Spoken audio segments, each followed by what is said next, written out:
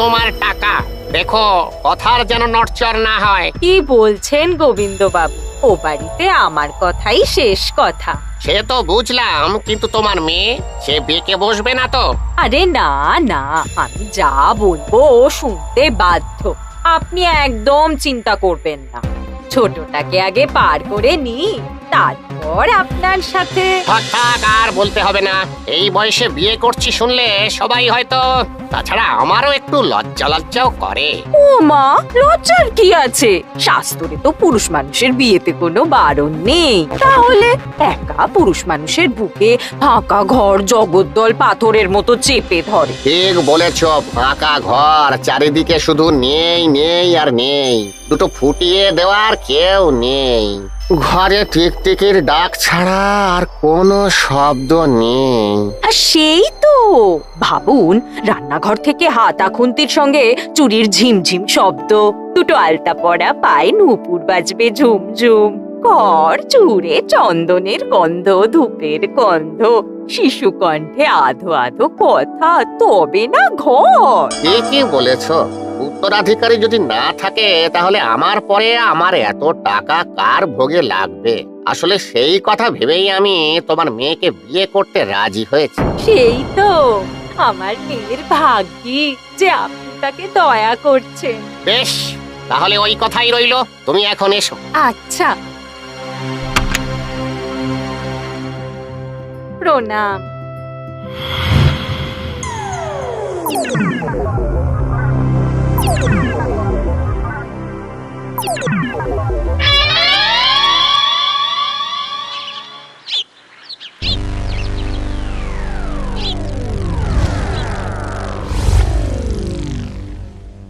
উফ, এখন একটু চা দিল না দিদি। এই দিদি, চা কই? এই তো চা। তুই জানিস না দিদি, আমার চা না খেলে ঘুম ভাঙে না। জানি তো, আসলে কাল রাতে অনেক বাসন পড়েছিল তো, তাই মাজতে মাজতে দেরি হয়ে গেছে। দিদি, তোর এই প্রতিদিনের নানা অজুহাত শুনতে শুনতে কান পচে গেল। কাল রাতে যে হেনা ভেজাতে বলেছিলাম ভিজিয়েছিলি? হ্যাঁ। বেশ, রেডি কর, আমি জলখাবার খেয়েই হেনা করব। যা।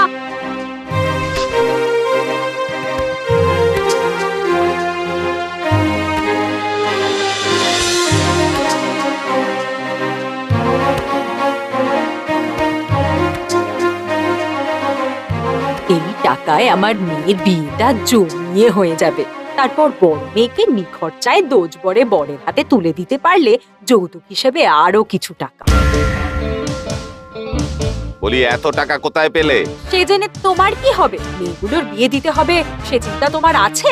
আর তোমার বড় মেয়ে তো গুণে লক্ষ্মী আর রূপে সরস্বতী, তাকে বিদায় করতে যে কত গচ্ছা যাবে কে জানে। হতে পারে আমার বড় মেয়ের তেমন রূপ নেই, কিন্তু গুণে সে সত্যি লক্ষ্মী। হ্যাঁ, শোনো, আগে রূপ বিচারি, তারপর গুণ বিচারি। পাত্রপক্ষ তার রূপ দেখেই কাঁড়ি কাঁড়ি টাকা পঞ্চে বসবে। সেরকম পাত্রের হাতে আমার মেয়েকে দেবো কেন?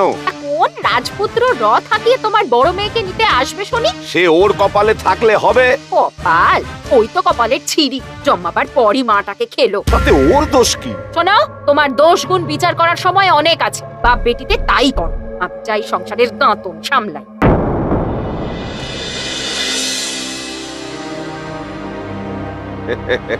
সংসারের গাঁথন সে তো আমার মেয়েই সামলায়, তুমি তো তার উপর শুধু ছড়ি ঘোরাও।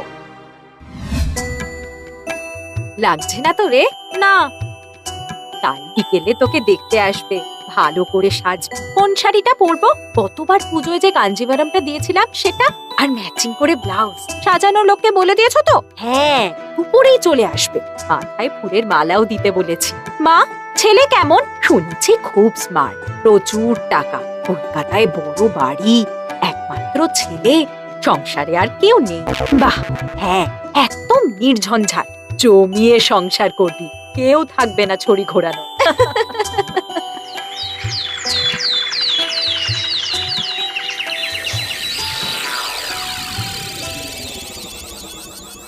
এখনো শাড়ি ইস্ত্রি হয়নি? কখন খাবারগুলো বানাবি শুনি? খাবার বানানো তো হয়ে গেছে, শুধু ভেজিটেবল চপগুলো ভাজবো। সে ওরা আসলে ভাজিস। আর ওদের রাতে থাকার ঘর গোছানো হয়ে গেছে তো? না না, মানে এখনো হয়নি? শাড়ি ইস্ত্রি করেই সেটা করবে। মা, ওরা কি রাতে থাকবে? হ্যাঁ মা, বিকেলে আসলে তো আর ফিরতে পারবে না। তা ভালো। এ কি শুনছি, আজ নাকি আমার মেয়েকে দেখতে আসছে? তোমার মেয়েকে নয়, আমার মেয়েকে। এ তুমি কি করছো জবা? ঘরে বড় মেয়ে আইবুড়ো থাকতে ছোট মেয়ের বিয়ে দিতে চাইছো? যা চাইছি তোমার বাপ বেটির ভালোর জন্যই চাইছি। সেটা কিরকম? ঘরে যদি মাম্পির মতো সুন্দরী মেয়ে থাকে, তাহলে তোমার ওই মেয়েকে কেউ পছন্দ করবে ভেবেছো? উল্টে ভালো পাত্র এসে ফিরে যাবে। তাই মাম্পিকে আগে বিয়ে দিয়ে দেবো, তারপর তোমার বড় মেয়েকে পার করবো। কিন্তু যাও যাও, বেলা ফ্যাচ ফ্যাচ করো না তো, তোমার ঘরে কিছুই ঢুকবে না। এটা অবশ্য ঠিকই বলেছো, আমার ভাবনায় ভুল ছিল।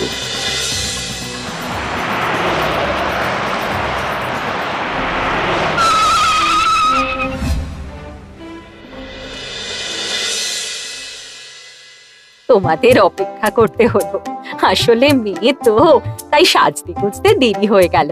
না না, তাতে কি, মেয়েরা সাজলেই সুন্দর।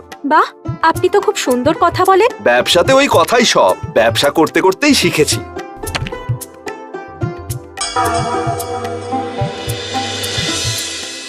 আরে এখন এত সব কি দরকার ছিল? খাও বাবা খাও, খেলে আমার মেয়ের বানানো সার্থক হবে। বাহ, খুব সুন্দর হয়েছে। আহা গোবিন্দ, তুমি চটছো কেন? চটবো না। 2 লাখ টাকা নিয়ে আমাকে ধোঁকা দিচ্ছ। আমি তোমায় কোথায় ধোকা দিলাম? দিলে না, আমার কাছ থেকে টাকা নিলে আমার সাথে মেয়ের বিয়ে দেবে বলে এখন পাত্র এনে মেয়ে দেখাচ্ছ। সে তো ছোট মেয়ের জন্য। বাজে কথা বলো না। 2জন ছেলে এসেছে, আজ আমি খবর পেয়েছি। আরে তুমি ভুল বুঝেছো, ছেলের কেউ নেই, তাই তার আন্ডারে কাজ করে তাকে নিয়ে এসেছে। দেখো, আমাকে ঠকালে কিন্তু তুমি বিপদে পড়বে। গড়ায় গন্ডায় আমি আমার টাকা আদায় করব। আরে না না, ছোট মেয়ের বিয়েটা একবার দিতে দাও না, তারপর আমার খেলা দেখো।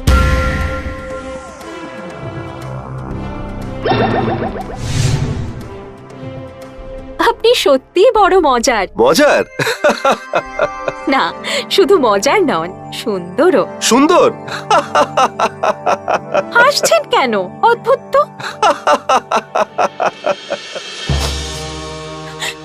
মা, তুমি কেন চলে গেলে আমাকে ফেলে?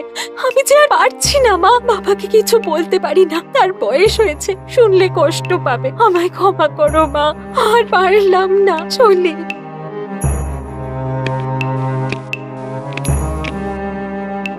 কোথাও যাচ্ছেন? হ্যাঁ, এত রাতে? দিনের বেলা তো আর পালাতে পারবো না। পালাচ্ছেন কেন? সে আর নাই বা শুনলেন। ঠিকই, শুনে কি লাভ? তবে ময়দান ছেড়ে পালালে লোকে আপনার গায়ে থুতু দেবে। তাহলে কি দোজ পরে ওই অশিক্ষিত সুদখোর বুড়োটাকে বিয়ে করে জীবনটা আগুনে পুড়িয়ে দেব? তা কেন? প্রতিবাদ করবেন। আমার প্রতিবাদ কেউ শুনবে না। পালালে লোকে ভীতু বলে, আর আপনি পালালে কলঙ্ক রটবে আপনার নামে, আপনার বাবাকে হেনস্থা করা হবে। তাহলে আমি কি করব? একটা কথা বলবো? বলুন। আপনাকে আমার বড় ভালো লেগেছে। যদি আপনি চান, আমি আপনাকে বিয়ে করতে পারি। কিন্তু মা যে। ভাববেন না, আমি সব শুনেছি। ও দায়িত্ব আমার। এখন আমাকে একটু জল দিন তো, খুব জল তেষ্টা পেয়েছে। দি।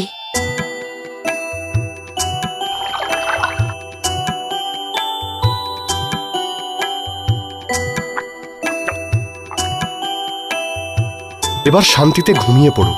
যাই, হ্যাঁ?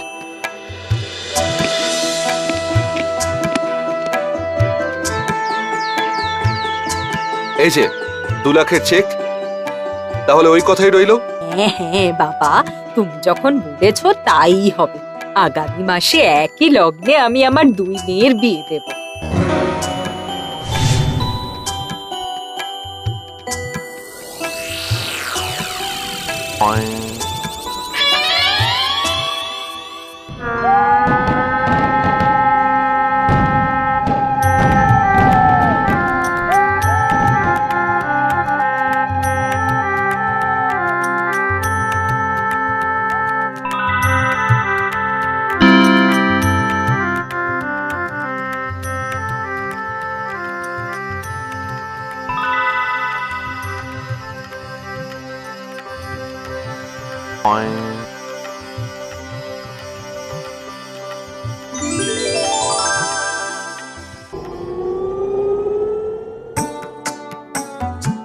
এসো মা, এসো বাবা।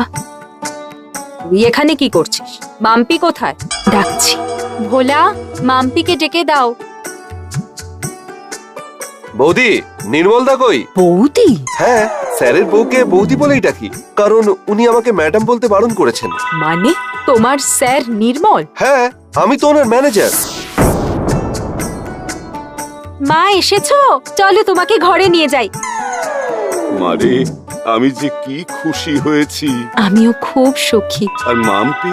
চিন্তা করো না বাবা, ওরাও সুখী। আর তোমার জামাই ভাইয়ের মতো দেখে নির্মলকে। এ কি হলো মাম্পি? কি ভুল করলাম? কি করে এমন ভুল করলাম? লোভে পড়ে। আনন্দর বাইরে ঝাঁ চকচকে ব্যাপারটা তোমাকে আমাকে ভাবতে বাধ্য করেছিল ওই পাত্র। ধনী, তবে ভেবো না আনন্দকে পেয়ে আমি সুখী। ও ধনী নয়, কিন্তু ভালো মানুষ, মজার মানুষ। আর ও আমাকে খুব আনন্দে রেখেছে। আমি ভালো আছি মা, ভালো আছি।